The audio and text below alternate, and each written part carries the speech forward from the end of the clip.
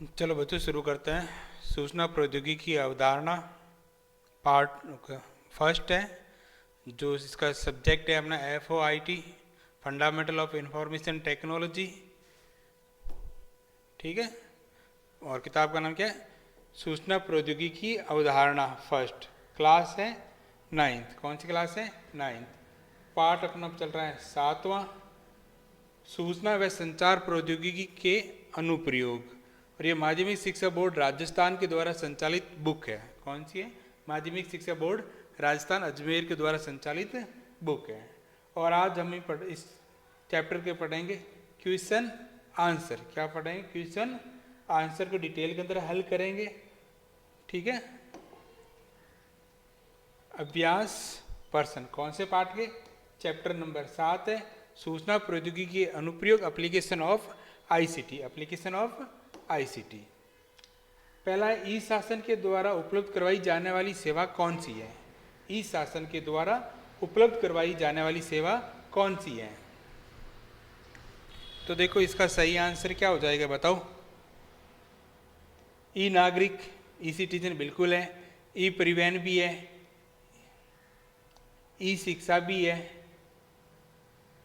ठीक है, तो इसका सही आंसर क्या हो जाए? उपरोक्त सभी। उपरोक्त सभी।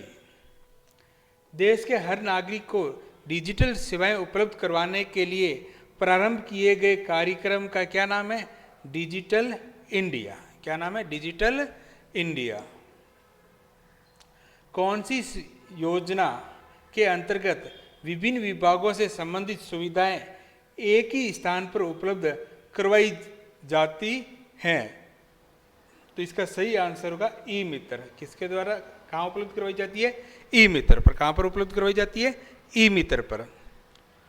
उत्पादक तथा क्रेता के मध्य स्थलों की श्रृंखला छोटी करने का कार्य करता है ना। जो खरीदार है और जो उत्पादन करता है, जो बेचने वाला है, उनके मध्य जो श्रृंखला है उसको छोटी कौन करता है? ई वाणिज्य। कौन करता है? ई वाणिज्य। अगला देखो, कौन सा साधन ई लर्निंग में प्रयुक्त नहीं होता? वीडियो कॉन्फ्रेंसिंग बिल्कुल होता है। डिजिटल पाठ्यक्रम सामग्री बिल्कुल है। ठीक है, तो इसका सही आंसर क्या हो जाएगा? एक मिनट को, पुस्तक है। सही आंसर क्या हो जाएगा? पुस्तक है। ठीक है, क्योंकि देखो पुस्तक तो ऑफलाइन है, ई लर्निंग के अंदर पुस्तक है नहीं। किसका इस्तेमाल करते हो? वीडियो कॉन्फ्रेंसिंग हो सकता है और डिजिटल पाठ्य सामग्री का प्रयोग करते हो। ICT के माध्यम से सरकारी सेवाओं तक पहुंच और निष्पादन को बढ़ावा देने की प्रक्रिया को हम क्या कहते हैं? ई शासन या ई गवर्नेंस। क्या कहते हैं? E governance.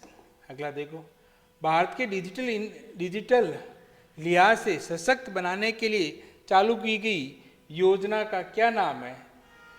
डिजिटल इंडिया कार्यक्रम। डिजिटल इंडिया कार्यक्रम, डिजिटल इंडिया प्रोग्राम। योजना का क्या नाम है? Digital India program. अगला, उस केंद्र का नाम बताइए जहां विभिन्न विभागों से जुड़ी सुविधाएं एक ही स्थान पर उपलब्ध हो जाती हैं। उसे हम क्या कहते हैं? ई मित्र। क्या कहते हैं? ई मित्र। राजस्थान सरकार के द्वारा संचालित है। ठीक है, इंटरनेट के माध्यम से खरीदारी करने को क्या कहते हैं? उसे कहते हैं ई वाणिज्य, ई कॉमर्स। ई वाणिज्य या e commerce.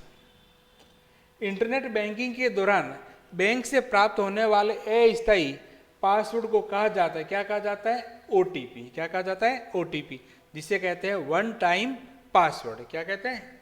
One time password. एकल बिंदु प्रतिपादन तंत्र क्या होता है? ठीक है, देखो, आम नागरिक, कारोबारी है और कर्मचारियों के लाभ के लिए तकनीकों के माध्यम से सरकारी सेवाओं को एक्सेस तथा डिलीवरी को बढ़ावा देने की प्रक्रिया को क्या कहते हैं? ई शासन कहते हैं, है ना। और ई शासन को मुख्य उद्देश्य सरकार के द्वारा नागरिकों को एकल बिंदु प्रतिपादन निकाय सिंगल पॉइंट डिलीवरी सिस्टम के माध्यम से बेहतर सुविधाएं उपलब्ध करवाना है। सिंगल क्या कहते हैं, एकल बिंदु प्रतिपादन क्या था, सिंगल पॉइंट डिलीवरी सिस्टम। जैसे ई मित्र है राजस्थान सरकार के द्वारा, उसमें क्या है, सिंगल पॉइंट डिलीवरी सिस्टम है, जिसके तहत सरकार की जितनी भी योजनाएं हैं वो आपको ई मित्र यानी एक ही स्थान पर मिल जाती हैं, जिसे हम कहते हैं सिंगल पॉइंट डिलीवरी सिस्टम। ठीक है, ये ई गवर्नेंस का ही एक पार्ट है, क्या महत्वपूर्ण उद्देश्य भी कह सकते हैं। ई ट्रांसपोर्ट से अंतर्गत कौन कौन सी सेवाएं उपलब्ध करवाई जाती है। देखो, इसके अंतर्गत सरकार नागरिकों को मोटर वाहन पंजीकरण,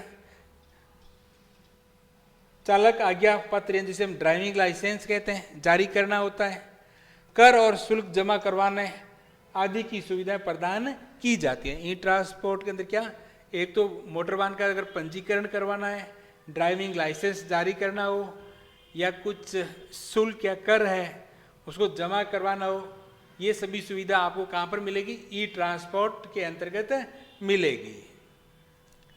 ई पुलिस से क्या अभिप्राय है, ई पुलिस से आपका क्या अभिप्राय है। देखो, ई पुलिस के अंतर्गत 2 प्रकार के डाटाबेस तैयार किए जाते हैं। ई पुलिस के अंतर्गत कितने प्रकार के डाटाबेस तैयार किए, 2 प्रकार के।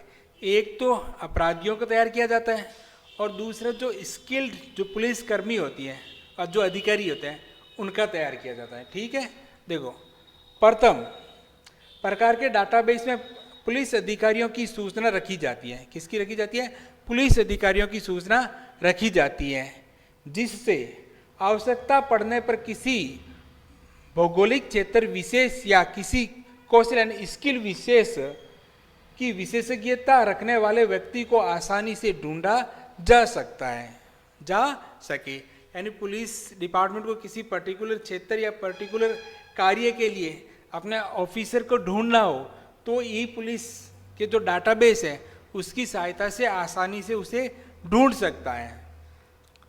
दूसरे प्रकरण के डाटाबेस में अपराधियों किसकी जानकारी रखी जाती है, अपराधियों की जानकारी, जिसके द्वारा पूर्व में किए गए अपराधों की जानकारी, जिसके अंदर अपराधियों की जानकारी के अंदर क्या है, उनके द्वारा जो पूर्व में किए गए अपराधों की जानकारी है, और अपराध करने के तरीका यानी वो किस प्रकार से अपराध करते हैं, उनके पहचान चिन्ह आदि की सूचना केंद्रीय डाटाबेस में रखी जाती है, जिससे आवश्यकता पड़ने पर देश के किसी भी कोने से अपराधी की उपलब्ध समस्त जानकारी आसानी से प्राप्त की जा सकती है। ठीक है, यानी 2 प्रकार के डाटाबेस तैयार किए जाते हैं। एक तो ऑफिसर जो पुलिस के ऑफिसर है ना, उनका डाटाबेस तैयार किया जाता है, और दूसरा अपराधियों का।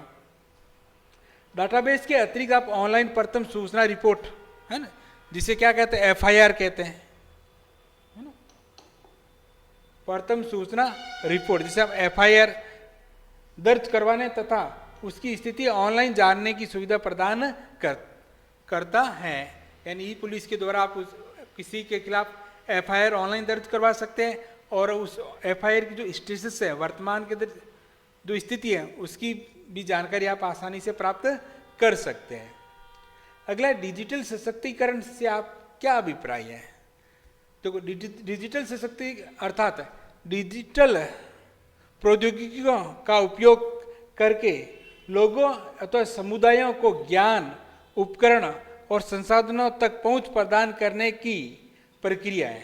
डिजिटली सशक्तिकरण क्या है कि लोगों को जो सूचना प्रौद्योगिकी है उसका जो प्लेटफॉर्म है, उसके जो उपकरण है ना, जो किसके जो संसाधन हैं उन तक पहुंच प्रदान करना क्या कहलाता है, डिजिटली सशक्तिकरण कहलाता है, जो उन्हें अपने उद्देश्यों को पूरा करने और अपने जीवन स्तर को बढ़ाने में क्या करते हैं, मदद करते हैं। डिजिटली प्रौद्योगिकी का उपयोग करके लोग अथवा समुदायों को ज्ञान के अंदर उनके जो उपकरण है, उनके जो संसाधन तक पहुंच प्रदान करने की प्रक्रिया ही क्या है, डिजिटली रूप से सशक्तिकरण प्रदान करना है।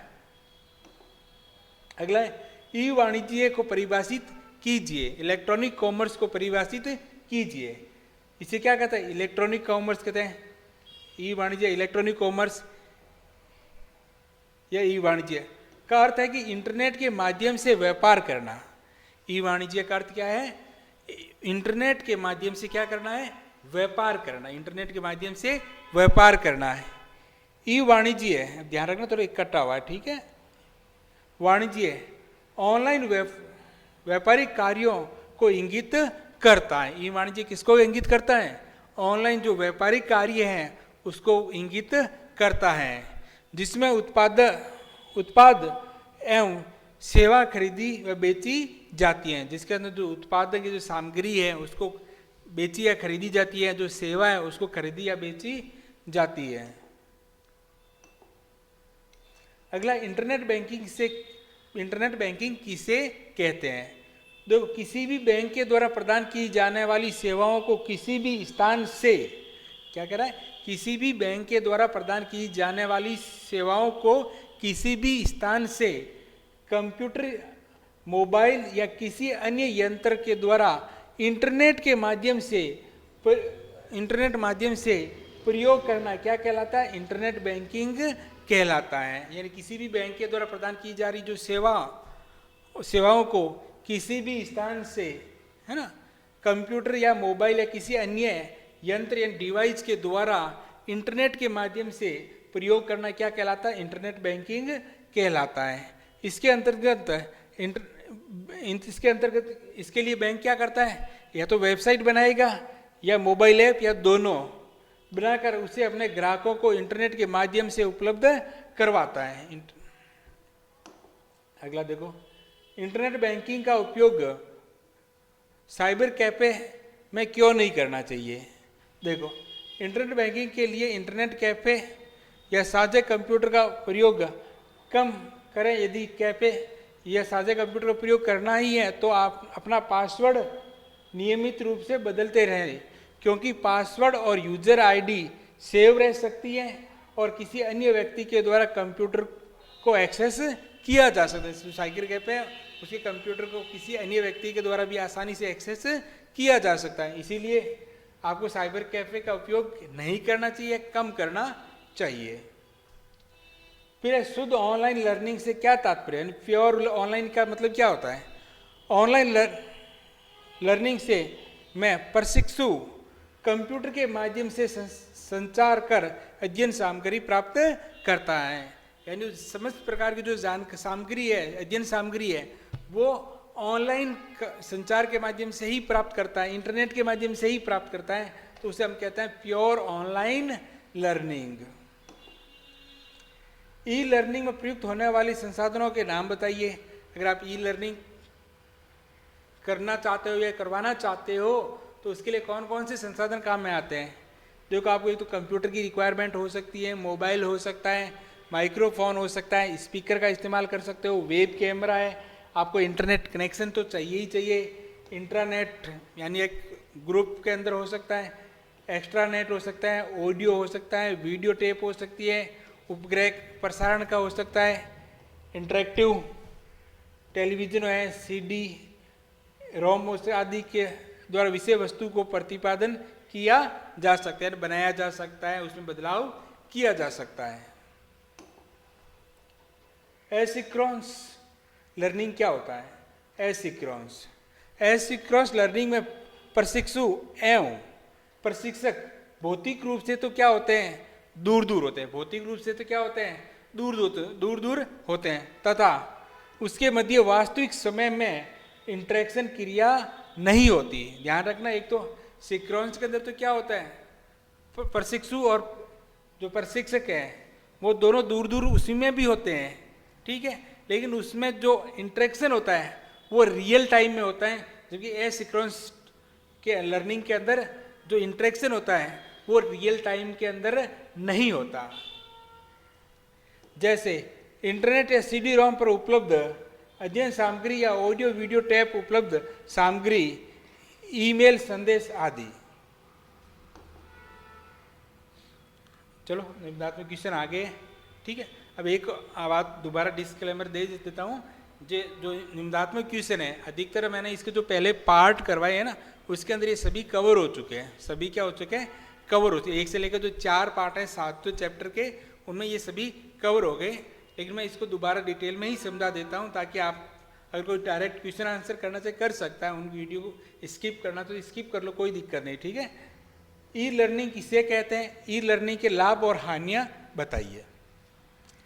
ई लर्निंग को इलेक्ट्रॉनिक लर्निंग कह सकते हैं, डिस्टेंस लर्निंग कह सकते हैं, डिस्टेंस एजुकेशन कह सकते हैं, वर्चुअल लर्निंग कह सकते हैं, ऑनलाइन लर्निंग कह सकते हैं, या ऑनलाइन एजुकेशन कह सकते हैं, वेब बेस्ड टीचिंग कह सकते हैं, या ट्रेनिंग के नाम से भी जाना जाता है। इलेक्ट्रॉनिक तरीकों के द्वारा सीखने, प्रशिक्षण या शिक्षा के प्रोग्रामों का प्रतिपादन करना क्या कहलाता है? ई लर्निंग कहलाता है। ई लर्निंग में प्रशिक्षण और प्रशिक्षक या सीखने की सामग्री को कंप्यूटर या इलेक्ट्रॉनिक युक्ति यानी डिवाइस के प्रयोग से उपलब्ध करवाई जाती है। डिस्टेंस एजुकेशन है वो ई लर्निंग के विकास का आधार है। जो डिस्टेंस एजुकेशन है वो ई लर्निंग के द्वारा ही क्या हुई है? संभव हुई है। ई लर्निंग को ऑन डिमांड भी हो सकती है। समय, उपस्थिति और यात्रा की दिक्कत से भी क्या ई लर्निंग क्या दिलाती है? निजात दिलाती है। ई लर्निंग के जो लाभ है वो देखो, प्रशिक्षु जब तक विषय वस्तु को समझ नहीं आता तब तक वो उसे आसानी से पुनरावृत्ति कर सकता है ना। दूसरा, ये इंटरेक्टिव होती है और प्रशिक्षु अपनी समझ की गति से प्रशिक्षण प्राप्त कर सकता है, और प्रशिक्षण प्रतिपादन आसान और कम खर्चीला होता है, और सीखने का जो पर्यावरण का अन्वेषी और सहयोगात्मक होता है, और प्रशिक्षु अपनी सुविधा के अनुसार किसी भी समय प्रशिक्षण प्राप्त कर सकता है। प्रशिक्षण सामग्री को किसी भी प्लेटफॉर्म जैसे विंडो है, यूनिक्स है, मैक है आदि पर उपलब्ध वेब ब्राउजर सॉफ्टवेयर की सहायता से एक्सेस किया जा सकता है। प्रशिक्षण सामग्री को सस्ते में विश्व भर में क्या वितरित किया जा सकता है। प्रशिक्षण इंटरनेट पर दिया जाता है, अतः यात्रा के समय और खर्च की बचत होती है। प्रशिक्षण सामग्री की विषय वस्तु जो कंटेंट में आसानी से आप परिवर्तन कर सकते हैं। विषय वस्तु जो कंटेंट है उसको एक्सेस को आसानी से आप क्या कंट्रोल कर सकते हैं। प्रशिक्षु को प्रशिक्षण का शुल्क अदा करने के कई आसान विकल्प उपलब्ध करवाए जा सकते हैं, और प्रशिक्षु को अन्य प्रशिक्षण संसाधनों को का सीधा एक्सेस उपलब्ध होता है। अगले देखो, ई लर्निंग की मुख्य हानियां यानी क्या क्या डिसएडवांटेज है। प्रशिक्षु को कंप्यूटर की आधारभूत जानकारी होनी चाहिए। सबसे बड़ी समस्या क्या है कि जो सीखने वाला है, जो स्टूडेंट है, उसको कंप्यूटर की आधारभूत जानकारी होनी चाहिए। प्रशिक्षण की प्रक्रिया विधि जो बैंडविड्थ तथा ब्राउजर के कारण सीमित हो जाती है। क्योंकि आप प्रशिक्षण लेना चाहते हैं, अगर बैंडविड्थ यानी जो आप इंटरनेट स्पीड है उस पर काफ़ी हद तक सीमित हो जाती है। आजकल उपलब्ध ब्राउजरों में विषय वस्तु को सीमित फॉर्मेट संभव हो सकता है, यानी कुछ फॉर्मेट को सपोर्ट नहीं करे ब्राउजर। प्रशिक्षण अनुप्रयोग और विषय वस्तु को डाउनलोड करने में क्या लगता है? समय लगता है। और प्रशिक्षु का जो मूल्यांकन है, जो असिस्टमेंट है या जो फीडबैक है वो क्या हो जाता है? सीमित हो जाता है। और प्रशिक्षण सामग्री तैयार करने में क्या लगता है?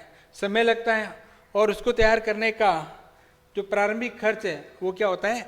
एक बार तो खर्च अधिक होता है लेकिन बाद में ये रिकवर हो जाता है। ठीक है। और प्रशिक्षण सामग्री तैयार करने के लिए कंप्यूटर की जानकारी क्या है? आवश्यक है। अगला क्वेश्चन नंबर 2, इंटरनेट बैंकिंग के समय कौन कौन सी सावधानियां बरतनी चाहिए, रखनी चाहिए?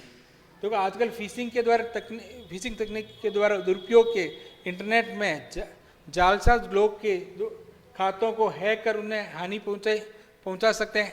ऐसे में आवश्यक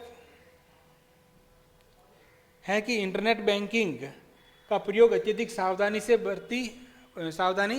बरतनी चाहिए, और इंटरनेट बैंकिंग के लिए आपको जारी किए गए पासवर्ड को किसी अन्य व्यक्ति को नहीं बताना चाहिए, और ये पासवर्ड आपके बैंक खाते की चाबी होते हैं। तो कौन कौन सी सावधानी रखनी चाहिए? एक तो आप अपने पासवर्ड को कहीं लिख कर ना रखें, और इसके लिए किसी अन्य क्योंकि ये किसी अन्य हाथों में जाने की संभावना बढ़ जाती है। इंटरनेट बैंकिंग का जो लिंक हमेशा बैंक की वेबसाइट में जाकर ही खोलें। किसी अन्य भेजे गए ईमेल या एसएमएस इत्यादि से प्राप्त लिंक से कभी भी इंटरनेट बैंकिंग का प्रयोग नहीं करना चाहिए। किसी भी व्यक्ति को फोन करने पर उसे अपने खाते का जो पासवर्ड है या अन्य गुप्त जानकारियां उसके साथ साझा या शेयर नहीं करें। ठीक है। बैंक से लेन देन के दौरान आपको ऐसे ही पासवर्ड है, OTP जिसे वन टाइम पासवर्ड कहते हैं, भेजा जाएगा और ये सिर्फ एक समय के उपयोग के लिए होगा। इसे किसी अन्य के साथ आपको क्या करना है, शेयर नहीं करना है, उसको बताना नहीं है। इंटरनेट बैंकिंग खाते के प्रयोग के बाद उसे लॉग आउट कर दें। यानी आपने अगर इंटरनेट बैंक किसी वेब ब्राउजर पर इंटरनेट बैंकिंग को ओपन लॉगिन कर रखा है, तो जब आपने प्रयोग कर दिया तो उसको प्रयोग करने उसको वापस लॉग आउट कर देना चाहिए। आपका मोबाइल नंबर या ईमेल आईडी है, मोबाइल नंबर और ईमेल आईडी बैंक में दर्ज करवाएं, है ना, बैंक के साथ शेयर करें, जिससे आपको खाते से संबंधित खाते में होने वाले सभी लेन देन की सूचना तुरंत आपको SMS के द्वारा या मेल के द्वारा प्राप्त हो जाए। अपने डेबिट कार्ड है, ATM है इत्यादि को संभाल कर रखें और अगर खो जाए तो तुरंत बैंक को उसकी क्या दें, सूचना दें और कार्ड को क्या करवाएं, ब्लॉक करवाएं। अपने ब्राउजर में इंटरनेट बैंकिंग का प्रयोग के समय ध्यान रखें कि एड्रेस बार का रंग कैसा हो, हरा हो और एड्रेस के अंदर HTTPS होना चाहिए, न कि HTTP। और पैड लॉक जो ताले का चिन्ह है वो दिखाई दे रहा है कि नहीं, ये आपको जरूर चेक करना है। यानी आपको HTTP नहीं होना चाहिए, क्या होना चाहिए, HTTP hyper text transfer protocol secure, ये प्रोटोकॉल लगा होना चाहिए। लॉक है कि नहीं है और जो एड्रेस बार का रंग है वो हरा है कि नहीं है। ये सभी सुरक्षित लेन देन के लिए आवश्यक हैं। इसके बिना ऑनलाइन लेन देन ना करें। अगर ये सुविधा नहीं है तो आपको ऐसी वेबसाइट पर ऑनलाइन लेन देन नहीं करना है। पैडलॉक पर क्लिक करके उसके जो उस वेबसाइट का जो सुरक्षा प्रमाण पत्र है वो भी आप आसानी से क्या कर सकते हो, देख सकते हो, यानी ये वेबसाइट कितनी सुरक्षित है। हमेशा आपके बैंक की वेबसाइट का सही एड्रेस टाइप करें और आपको बैंक का जो एड्रेस है, बैंक की जो वेबसाइट है उसका हमेशा सही एड्रेस टाइप करें, उस पर ध्यान भी दें। जैसे कि यहाँ स्टेट बैंक ऑफ इंडिया की ऑनलाइन वेबसाइट है, कौन सी है, www.onlinesbi.com। यदि आप उसकी जगह कुछ टाइप करते हैं, यानी SBI बैंक या SBI ऑनलाइन बैंकिंग कुछ टाइप करते हैं क्या पर, सर्च इंजन पे, और हो सकता है कि आपको जो लिंक है वो इस प्रकार का दिखाई दे, sbi.online.com, जबकि ये वेबसाइट क्या है, गलत है। तो आप एड्रेस को ध्यानपूर्वक देखें। लॉटरी या किसी इनामी संबंधित ईमेल या SMS इत्यादि से बचें। और अगर आपको इस प्रकार का कोई मैसेज आ रहा है तो उसका कभी भी रिप्लाई यानी उत्तर नहीं दें और उसको क्या कर दें, डिलीट कर दें। और इसकी शिकायत जिस संस्थान से मेल आने या SMS आने का दावा किया जाए वहाँ पर अवश्य कर देना चाहिए। इंटरनेट बैंकिंग के लिए इंटरनेट कैफे या साझे कंप्यूटर का प्रयोग कम करें और हो सके तो नहीं भी करना चाहिए। यदि कैफे या साझे कंप्यूटर का प्रयोग करना ही है तो अपना पासवर्ड नियमित रूप से क्या करना चाहिए, बदलते रहना चाहिए। अपने कंप्यूटर या लैपटॉप को हमेशा नए एंटीवायरस सॉफ्टवेयर से युक्त रखें, क्योंकि वायरस या अन्य मालवेयर की सहायता से कंप्यूटर और आपके इंटरनेट प्रयोग की जानकारी आसानी से हैकर को भेज सकते हैं। और किसी भी प्रकार की जानकारी या संदेह होने पर बैंक फ़ोन नंबर पर कॉल करके उसे तुरंत सूचना दें। इन कुछ बातों को ध्यान में रखकर नेट बैंकिंग सुविधा का पूरा और सुरक्षित लाभ उठाया जा सकता है। क्वेश्चन नंबर 3, इंटरनेट बैंकिंग के लाभ और खतरे बताइए। ठीक है, पहले इंटरनेट बैंकिंग के लाभ देख लो। अब देखो, इंटरनेट बैंकिंग हमें अपने जो पहला ही लाभ है इसके लगभग सभी बैंकिंग लेन देन और सेवाओं के लिए बैंक की शाखा जाने की परेशानी से क्या दिलाता है, मुक्ति दिलाता है। यानी अगर आपको इंटरनेट बैंकिंग के संबंधी कुछ भी सेवा लेन देन करना है या सेवा का लाभ उठाना है तो उसके लिए आपको बैंक की शाखा में जाने की कोई आवश्यकता नहीं है। आप इंटरनेट बैंकिंग के द्वारा ये सब सुविधाएं आसानी से इन सुविधाओं का आसानी से लाभ उठा सकते हैं। इंटरनेट बैंकिंग के माध्यम से हम किसी भी दूसरे व्यक्ति के खाते में तुरंत क्या कर सकता है, पैसे भेज सकते हैं। अपने खाते की शेष जानकारी आसानी से प्राप्त कर सकते हो। अपने खाते में हुए लेन देन की बैंक स्टेटमेंट देख सकते हो। नया एफडी या अन्य खाता खोल सकते हो। मोबाइल का रिचार्ज कर सकते हो। बिजली है, पानी है, डिश, टीवी है, अन्य बिलों का घर बैठे क्या कर सकते हो, भुगतान कर सकते हो। अपने खाते का जो बैंक स्टेटमेंट है उसको आसानी से क्या कर सकते हो, डाउनलोड कर सकते हो। चेकबुक का क्या कर सकते हो, ऑर्डर कर सकते हो। ऑनलाइन खरीदारी आसानी से कर सकते हो। बैंक से किसी भी उपलब्ध बैंकिंग सेवाओं की मांग कर सकते हो, और अगर कोई दिक्कत है उसकी क्या कर सकते हो, शिकायत करवा सकते हो, शिकायत कर सकते हो। अपने खाते की जानकारी देख सकते हो और उसमें कुछ परिवर्तन भी कर सकते हो। शेयर बाजार या अन्य जो विभिन्न जो निवेश के है उसको आप ऑनलाइन आसानी से कर सकते हो। रेल, बस या अन्य प्रकार जो टिकट है उसको इंटरनेट से बुक कर सकते हो। अपना टैक्स है, अन्य भुगतान है, वो आप ऑनलाइन जमा करवा सकते हो।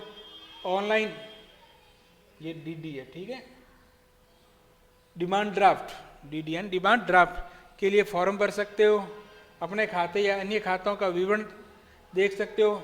जीवन बीमा है, वाहन बीमा है, अन्य बैंकिंग सेवाएं या उत्पादन को आप ऑनलाइन खरीदना, ये सब सुविधा ले सकते हो। अब ऑनलाइन बैंकिंग के खतरे देखो, इससे पहले जो क्वेश्चन पढ़ा था दूसरा ना, जिसमें जो सावधानियां बरती गई वही इसके क्या है, खतरे हैं, है ना। जो उन खतरों की वजह से हमें क्या बरतनी होती है, सावधानियां। तो फिशिंग के द्वारा तकनीक का दुरुपयोग से इंटरनेट के जालसाज लोग खातों को हैक कर उन्हें हानि पहुंचा रहे हैं। ऐसे में आवश्यक है कि इंटरनेट बैंकिंग का प्रयोग अत्यधिक सावधानी बरतनी चाहिए, और इंटरनेट बैंकिंग के आपके जारी किए गए पासवर्ड किसी अन्य व्यक्ति को ना बताएं, और पासवर्ड आपके बैंक खाते की क्या चाबी है, आप अपने पासवर्ड को कहीं पर लिख कर ना रखें, इससे किसी अन्य के हाथों में जाने की संभावना बढ़ जाती है। अगला ई वाणिज्य क्या, ई कॉमर्स और उसके लाभ बताइए। इलेक्ट्रॉनिक्स वाणिज्य या ई कॉमर्स, है ना, या तो आप इलेक्ट्रॉनिक वाणिज्य कह सकते हो, या इलेक्ट्रॉनिक वाणिज्य या ई कॉमर्स का अर्थ है इंटरनेट के माध्यम से व्यापार करना। किसके माध्यम से व्यापार करना, इंटरनेट के माध्यम से व्यापार करना। ई वाणिज्य ऑनलाइन व्यापार कार्यों को इंगित करता है, जिसमें उत्पाद और सेवा खरीदी या बेची जाती है। ई कॉमर्स के अंतर्गत क्रेता यानी जो खरीदार है, इच्छित वस्तु को क्रय करने के लिए वस्तु का उत्पादन करने वाली, विक्रय करने वाली व्यापारिक संस्था की ई कॉमर्स वेबसाइट पर जाकर वस्तु का चयन करता है और भुगतान क्रेडिट, डेबिट कार्ड या ऑनलाइन इंटरनेट बैंकिंग के द्वारा करता है। Advantage of e commerce, e commerce में मुख्य विषय देखो, वस्तु या सेवा को चुनने की पूर्व क्रेता घर बैठे विभिन्न विक्रेताओं की वेबसाइट पर जाकर उसकी विशेषताओं, कीमतों आदि की आपस में क्या कर सकता है, तुलना कर सकता है। और चयन करने के अनेक उसके क्या प्रदान होते हैं, विकल्प होते हैं। बहुत सारे विकल्प में से किसी एक विकल्प का क्या कर सकता है, वो चुनाव कर सकता है, और उनकी कौन कौन सी विशेषताएं हैं वो उनके आपस में क्या कर सकता है, तुलना कर सकता है। ई वाणिज्य यानी ई कॉमर्स से उत्पादन तथा क्रेता के मध्य जो मध्य स्थलों है, जो उसकी श्रृंखला है, जो बिचौलिए हैं को क्या कहता है, बिचौलिए क्या होता है, कम हो जाते हैं, उसकी श्रृंखला क्या होती है, छोटी हो जाती है, जिससे लागत में क्या आ जाती है, कमी आ जाती है, जिससे उत्पादक और क्रेता को तुलनात्मक रूप से कम मूल्य पर वस्तुओं को क्रय करने का अवसर प्रदान करता है। ई वाणिज्य में व्यापारिक सूचनाओं को आदान प्रदान इंटरनेट के माध्यम से ऑनलाइन होता है, जिससे व्यापारिक सूचनाओं को आदान प्रदान की लागत और समय में क्या हो जाती है, कमी आ जाती है। ई वाणिज्य को व्यापार में खर्चीले शोरूम, कमीशन एजेंट, सेल्समैन की आवश्यकता नहीं होती और लागत में क्या आ जाती है, कमी आ जाती है।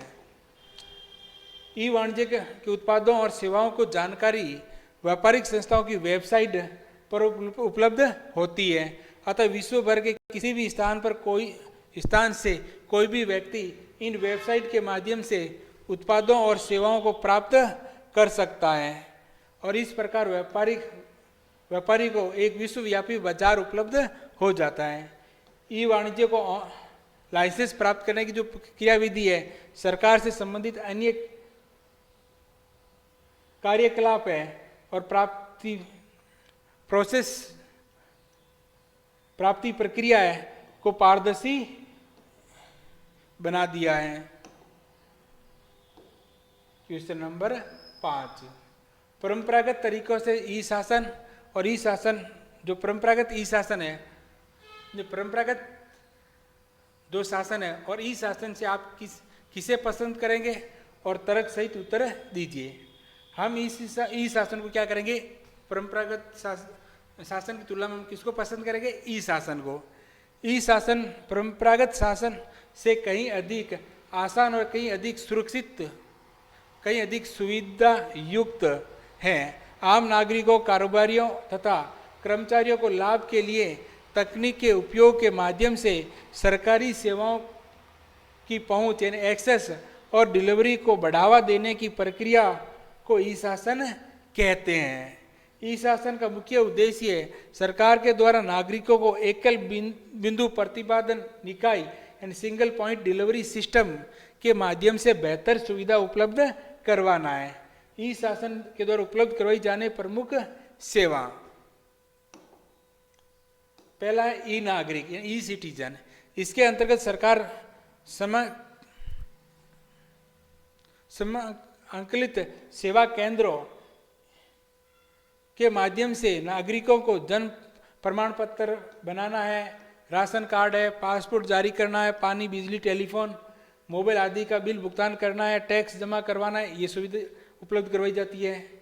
ई ट्रांसपोर्ट, इसके अंतर्गत सरकार नागरिकों को एक तो मोटर वाहन का पंजीकरण करवाना है, चालन आज्ञा पत्र जैसे ड्राइविंग लाइसेंस जारी करना है, कर और शुल्क जमा करो आदि की सुविधा उपलब्ध करवाती है। ई मेडिसिन, इसके अंतर्गत सरकार के देश के विभिन्न भागों में स्थित चिकित्सालयों यानी हॉस्पिटल का नेटवर्क स्थापित कर नागरिकों को बेहतर स्वास्थ्य सेवा प्रदान करती है। ई एजुकेशन, इंटरनेट और संचार के माध्यम से रेडियो है, टेलीविजन आदि के द्वारा देश के विभिन्न हिस्सों में मुख्यतः दूरस्थ स्थानों में स्थित नागरिकों को शिक्षा की सुविधा प्रदान करना है। ई रजिस्ट्रेशन, इसके अंतर्गत सरकार नागरिकों को संपत्ति का पंजीकरण करना है, स्थानांतरण करना है, स्टाम्प ड्यूटी जमा करवानी है, इन सभी की सुविधा ई रजिस्ट्रेशन के द्वारा प्राप्त कर सकता है। ई शासन सचिवालय, ई सेक्रेटरिएट, विभिन्न शासन सचिवालयों और सरकारी विभागों के मध्य नेटवर्क की स्थापना करना, जिससे शासन के विभिन्न घटकों के मध्य सूचना का आदान प्रदान होने से शासन प्रक्रिया सरल हो जाती है।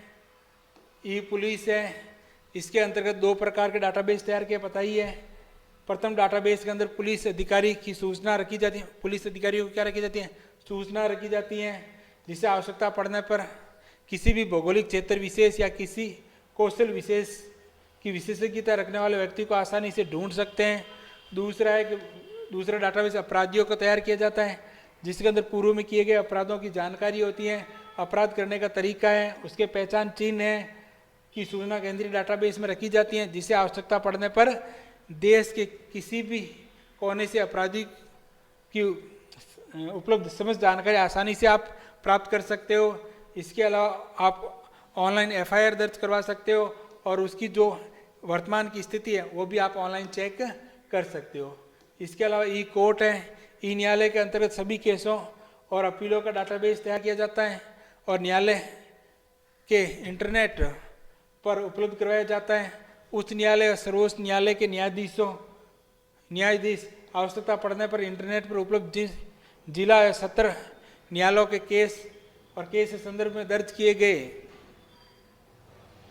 तथ्यों के आधार पर अपना निर्णय सुना सकते हैं। और इसके अतिरिक्त केस के तथ्यों को दर्ज करना, फिंगरप्रिंट है, स्कैनिंग है, प्रमाण पत्र आदि की ऑनलाइन सुविधा उपलब्ध होती है। ई डेमोक्रेसी यानी ई प्रजातंत्र